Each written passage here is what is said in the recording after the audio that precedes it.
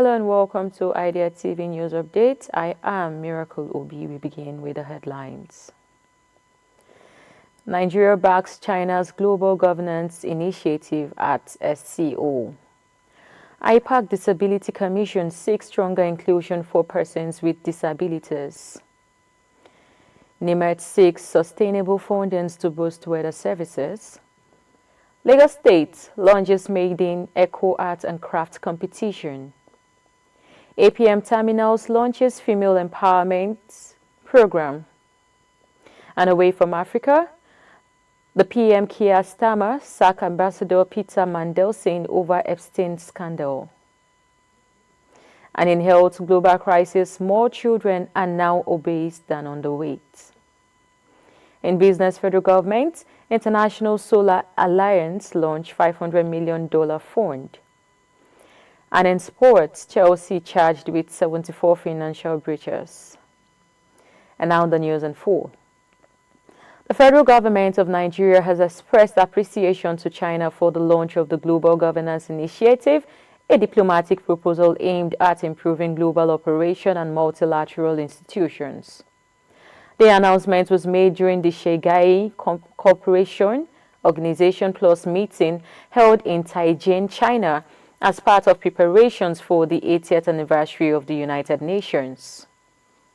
In a statement from the Ministry of Foreign Affairs, Nigeria described the GGI as a timely initiative that builds on China's earlier proposals.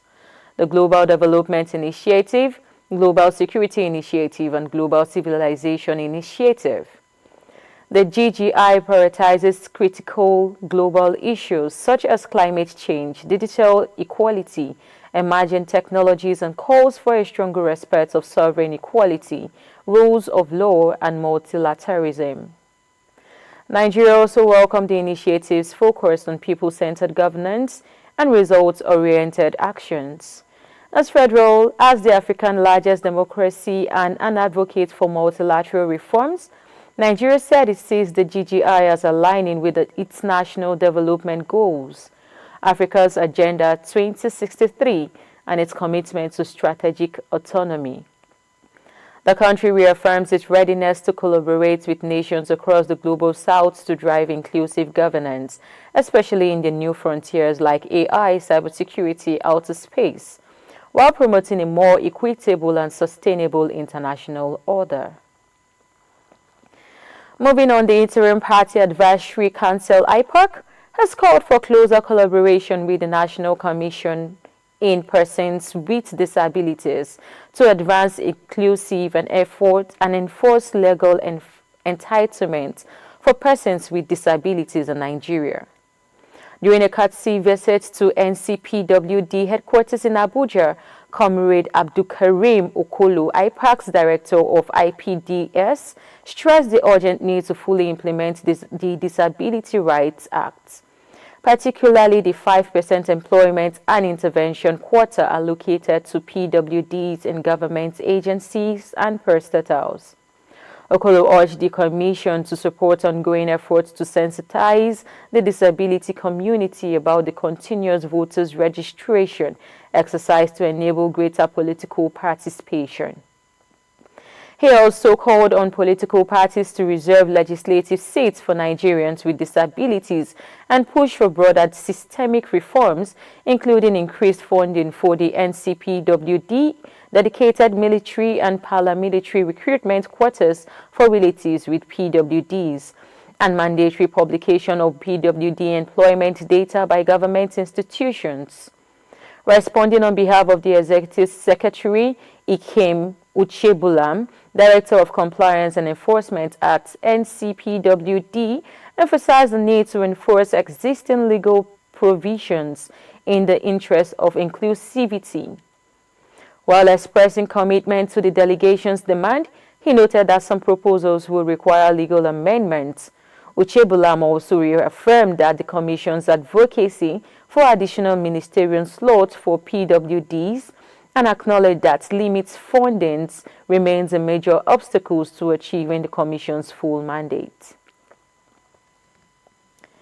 The Nigerian Meteorological Agency, NIMET, is calling for increased financial support from government agencies, airlines, and other beneficiaries of its services, stressing that sustainable funding is crucial to prevent weather-related disaster across the country.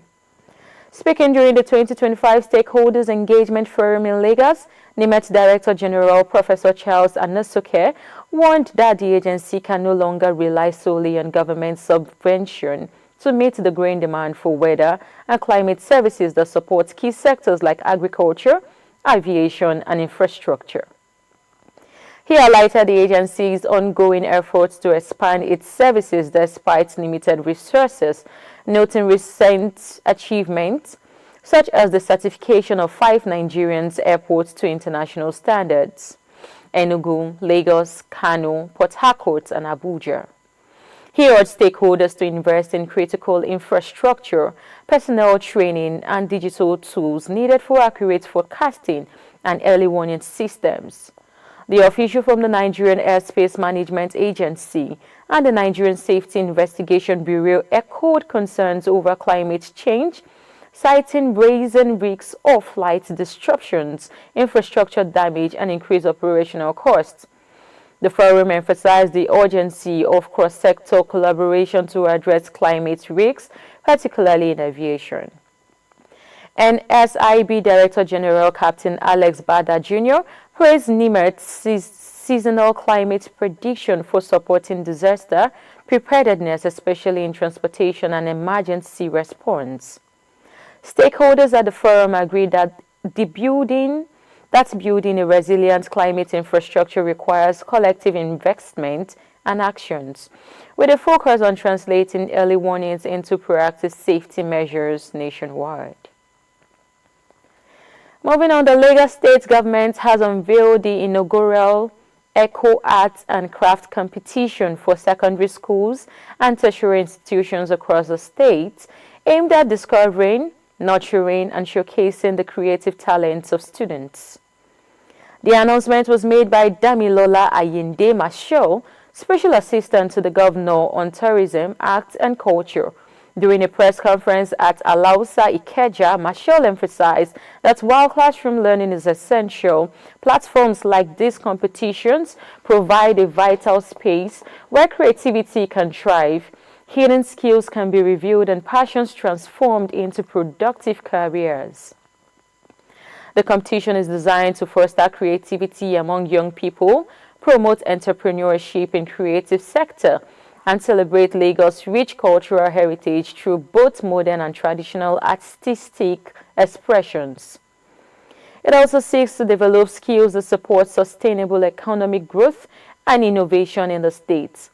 Michelle commended Governor Babajide Sanwo-Olu for his commitment to positioning Lagos as the cultural and entertainment hub for Nigeria and Africa, noting that this initiative aligns with the governor's vision to make Lagos the creative heartbeat for the continent. Participation in the competition is open exclusively to students from secondary schools, tertiary institutions in Lagos State, with registration now open via the official online portal. Marshall urged schools administrators, parents, and guardians to encourage the students to take advantage of the opportunity. Winners will receive recognition, mentorship, exhibition opportunities, and potential partnership that can open doors for success in the creative industry. In a bold move to promote gender inclusion in technical field, APM Terminal Apapa has launched a female mechanic technical skill program aimed at empowering young women in its host communities. The initiative, unveiled at the Lagos Sports Complex, would provide 20 selected women aged between 18 and 26 with hand-on training in forklift and crane maintenance, automobile mechanics, electrical work, and more. Speaking at the launch, Terminal Manager Sten Nordsten applauded the beneficiaries for their determination, describing the program as a step towards bridging the gap in ports, operation, and technical roles. As part of its corporate social responsibility efforts, APM Terminals is offering not just training but also essential work gear and stipends to support the participants throughout the 6-month program. Knudsen emphasized the importance of resilience and self-belief in overcoming stereotypes, adding that he hopes many of the trainees will later return from internship at the terminal. The initiative builds on the company's previous success in training female crane operators and reflects its long-term commitment to workforce development and inclusion. President of the Lady Mechanic Initiative, Engineer Sandra Agubo, praised APM Terminals for backing the program, noting that it offers an empowering alternative to societal pressure facing young women.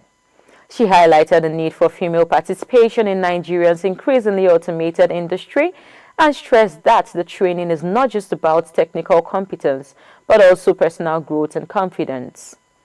The initiative marks another milestone in APM Terminal's mission to create a more inclusive and diverse maritime sector. And away from Africa, UK Prime Minister KEIR STARMER has dismissed Britain's ambassador to the US, Peter Mandelson, following new revelations about Mandelson's close ties to convicted sex offender Jeffrey Epstein.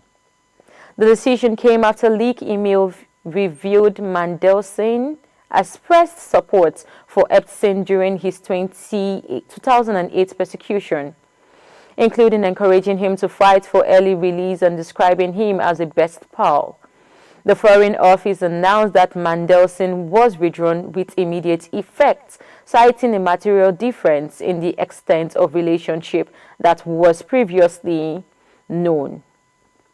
The email reported by The Sun and Blue Grams shows Mandelson offered Epstein moral support and privately questioned his conviction, referring to it as wrongful. Mandelson, a longtime Labour grandee and former EU Trade Commissioner, told Epstein to remember the art of war when dealing with prosecutors. The revelation sparked outrage, especially from victims, advocacy groups, and opposition leader Kemi Badenoch, who declared Mandelson's position untenable. Even several Labour MPs urged STARMER to act, despite the Prime Minister initially defending the appointment just days earlier. Mandelson, now 71, issued a statement expressing deep regret, claiming he had relied on Epstein's lawyer assurance of innocence, which he now realizes were false. He falls from grace comes just 1 week before U.S. President Donald Trump states visits to UK, an engagement Mandelson was appointed earlier this year to help facilitate.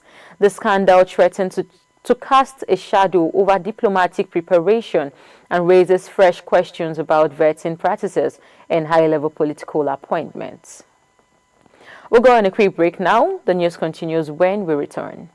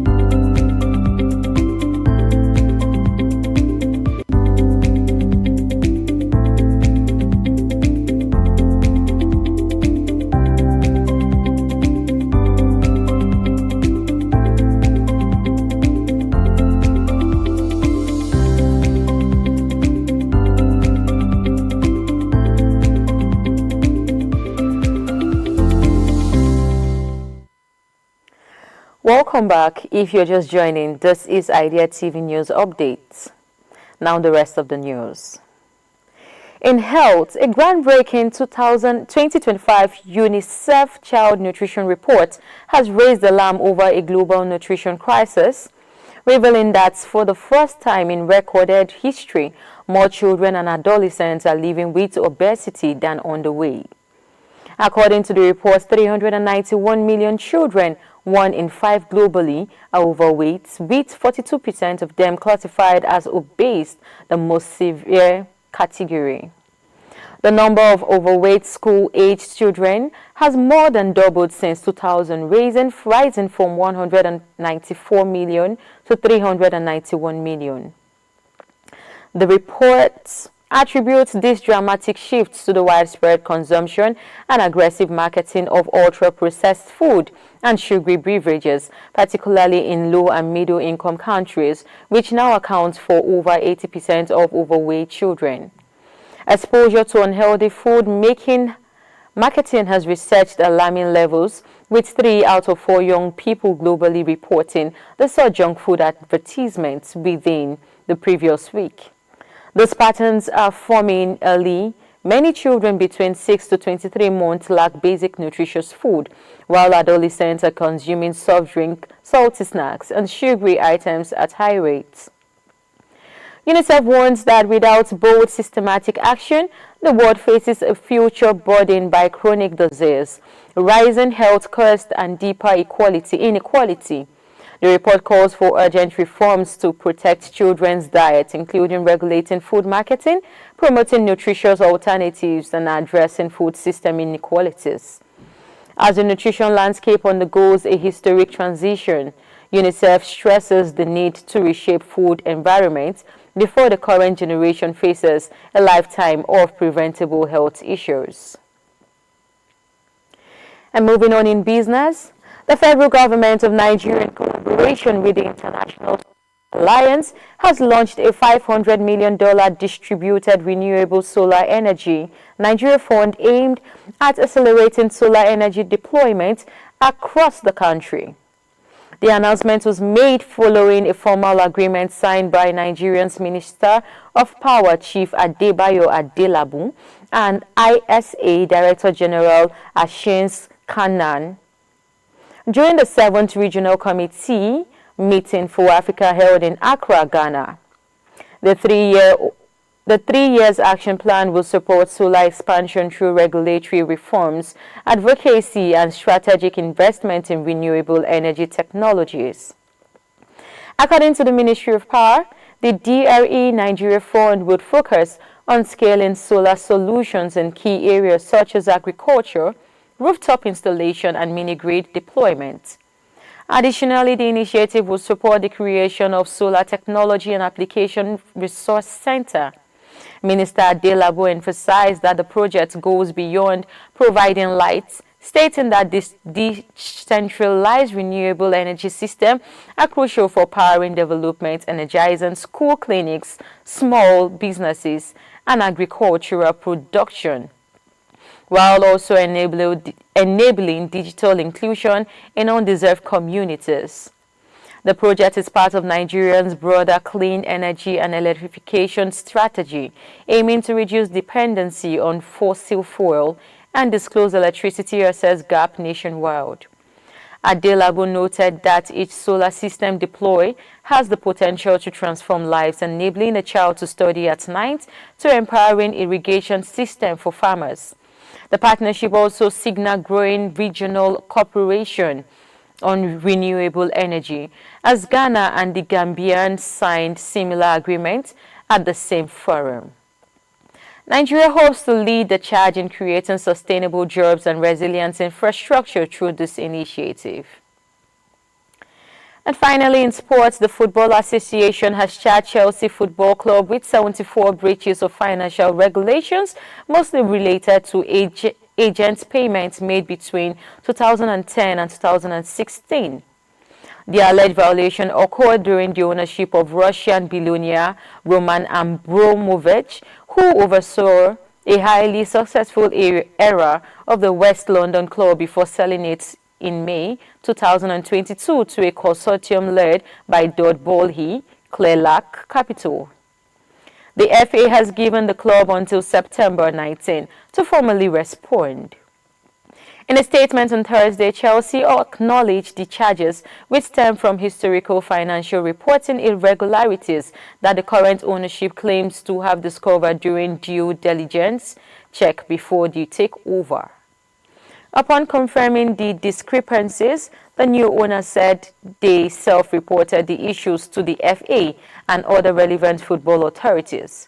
The club emphasized its unprecedented transparency and reiterated its ongoing cooperation with regulators.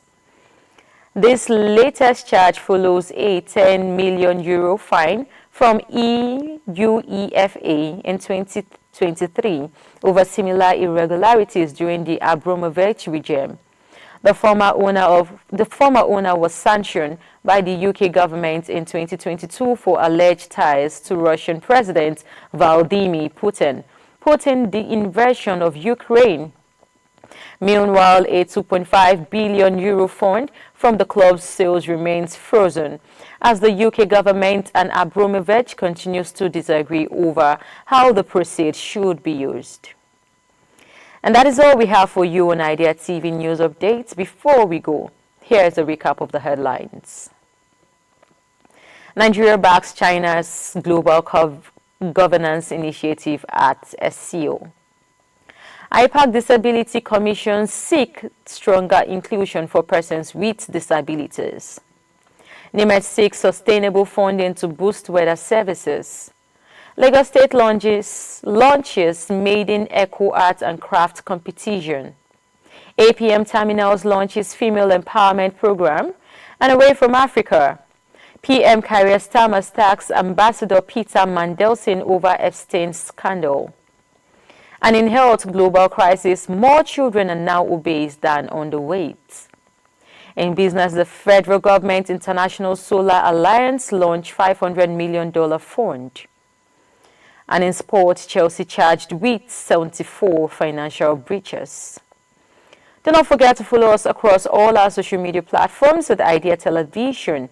I am Miracle Obi. Thank you for watching and enjoy the rest of our programs.